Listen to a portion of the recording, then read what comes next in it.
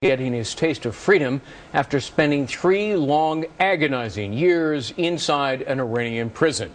This is the man, Youcef Khani, awaiting execution for a while for refusing to renounce his Christian faith. Then, miraculously, the charges were tossed out. Lauren Green is live in New York City with more. Lauren? Hey, Greg. Well, you know, within 24 hours, the Iranian pastor, Youcef Khani, went from facing death to being a free man. For the first time in 3 years of prison, he smiled. In the end, it was the international pressure that gained his release.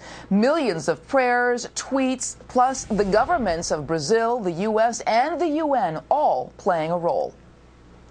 What you had was international outcry, so I think the Iranian regime made the correct decision by letting this pastor ultimately go. They found him guilty of evangelizing Muslims and then said his time served was sufficient and let him go and let him go home.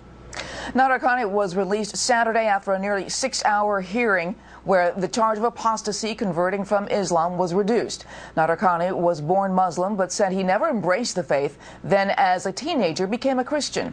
Iranian authorities promised multiple times to free him if he renounced Christianity, but he refused. A big decision now for Khani is whether to stay in Iran and continue to pastor his congregation or flee for the safety of his family.